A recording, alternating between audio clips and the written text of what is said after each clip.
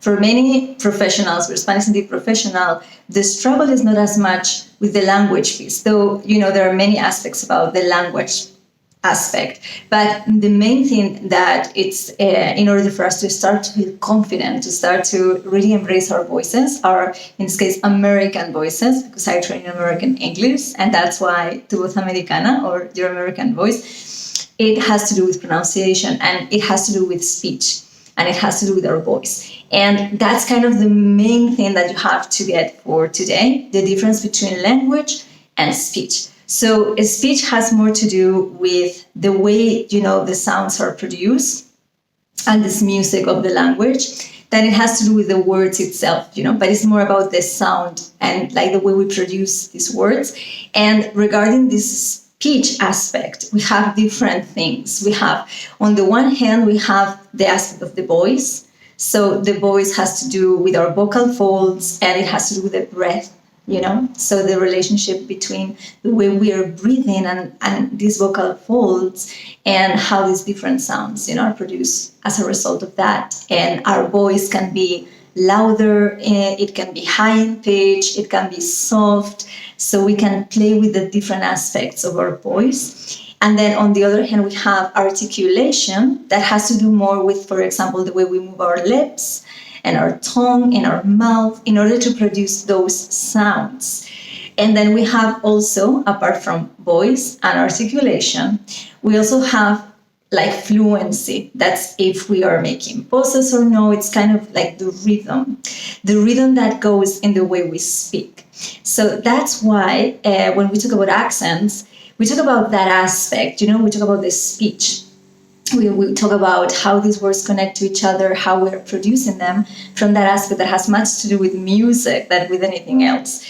So there are kind of a lot of creative ways to combine and create, these different kind of speeches, or what in English is called connected speech, because that's how really native speakers, speak, connecting the words to each other, and it's a very peculiar aspect of this speech that has nothing to do with language on the other hand. So the first and most important thing for you to understand is when you are talking about pronunciation in English, you want to improve your pronunciation, you have to address the aspect of speech that has a lot to do more with music and you becoming a singer and a very good listener, a really active listener, that it has to do with anything else, that, memorizing words or repeating the words without really paying attention. It has a lot to do with paying attention. It has a lot to do with music.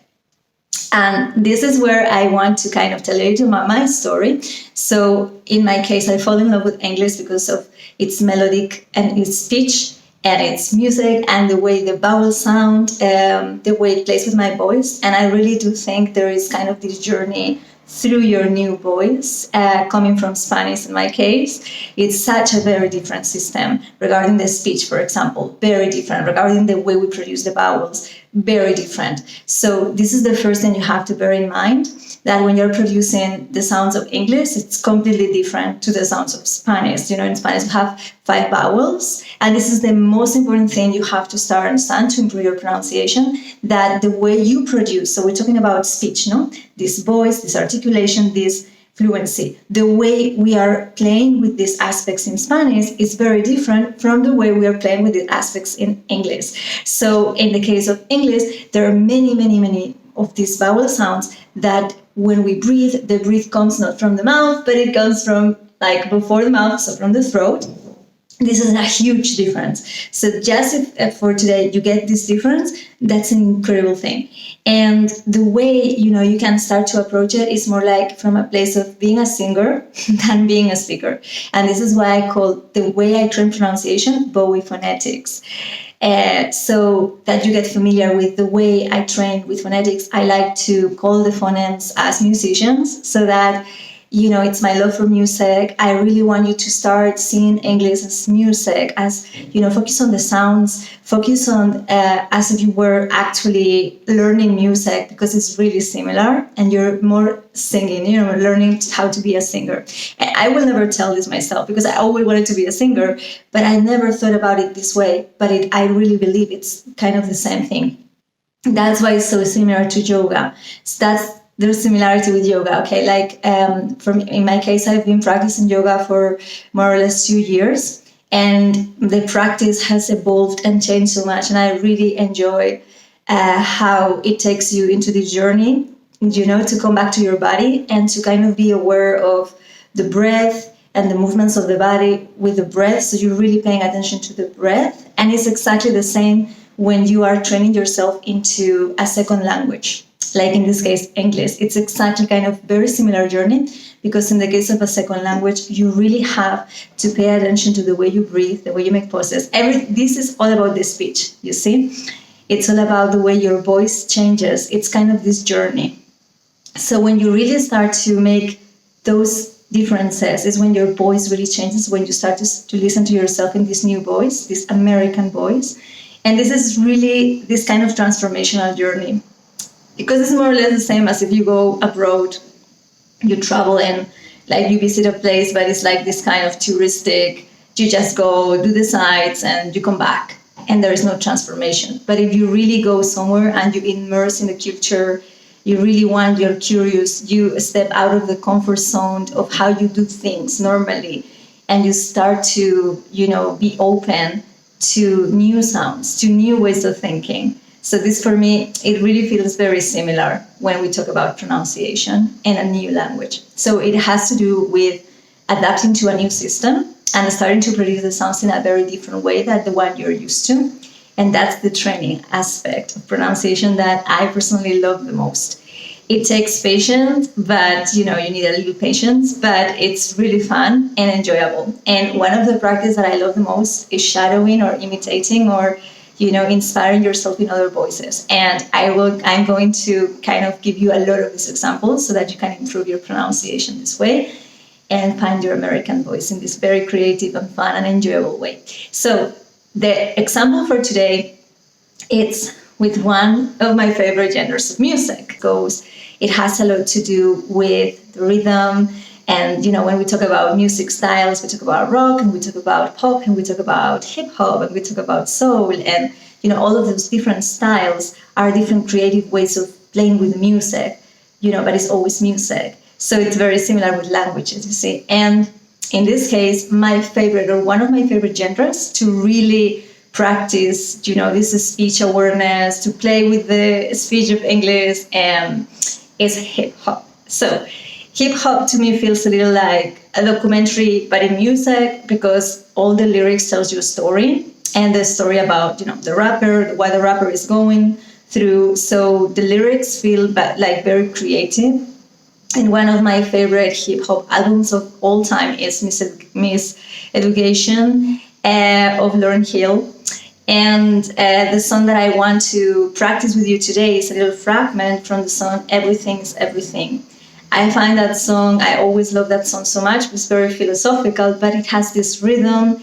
And I remember buying this album when I was like 13 or something.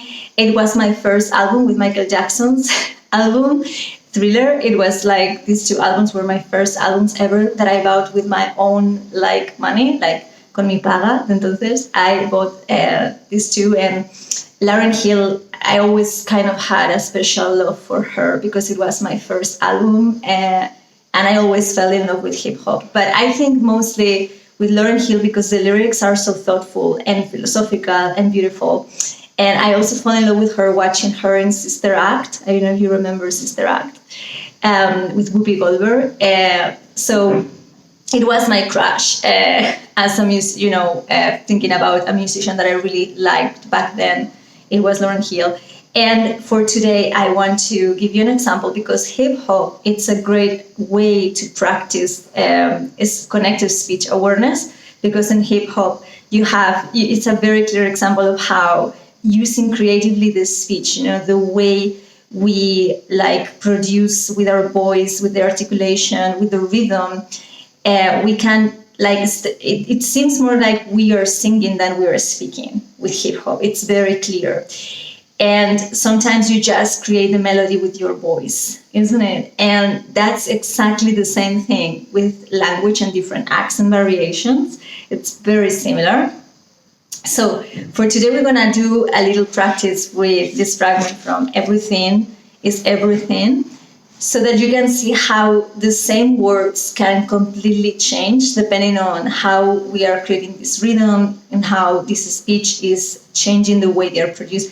And also, we're going to practice a little of phonetics with some of the words that are challenging for us as native Spanish speakers.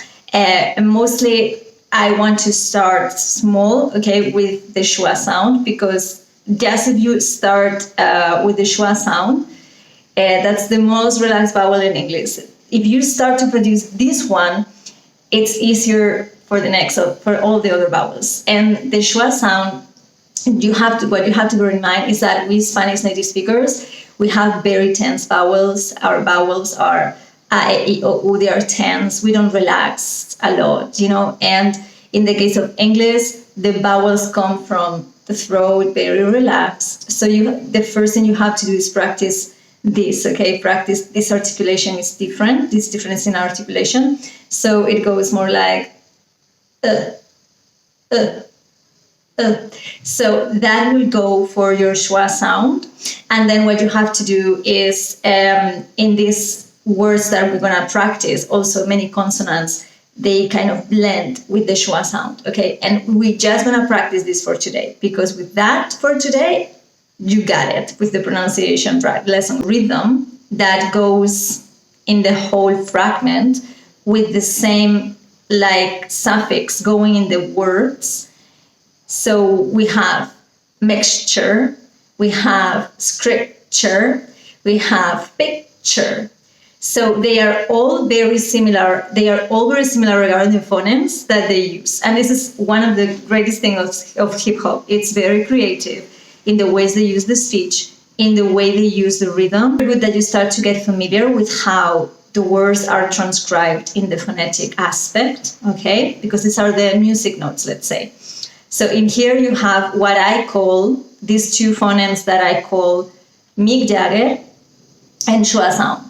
So these are two phonemes that are very common, and the first one sounds like it. The next one sounds like it. So you see, the sounds really come from the throat. They don't come from the mouth. It's the first most important thing. You really relax your vocal folds, and it's a really relaxed sound. So that's kind of the first thing. So you have mixture, and then the sound of schwa. I call it Ben Harper. El sonido este de Ben Harper. Además, esa R se fusiona, queda muy suavecita, entonces se queda ese mixture. So you have, now here this mixture with hip hop mixed scripture, develop a negative until a positive picture. And the way that Lauryn Hill plays with the words, with connecting them to each other, that's going to the speech. It's its own creative way of making the music as she's kind of speaking, singing, So that's why I really like hip hop, to give you some example, because in hip hop it's very clear how speaking and singing is basically the same thing, and how you can be very creative. Most important thing for you is that you start to be aware of the different in articulation, the different in the way we breathe, and all of this has to do with speech, you see, not with language. That's the key for your pronunciation improvement and to find your American voice. I was like, what kind of resistance did y'all meet in the industry with popular culture when the time was perhaps per se? I was so that, oh God. And now, let me tell you, where I am now, I accept and I understand that I don't know anything. First of all,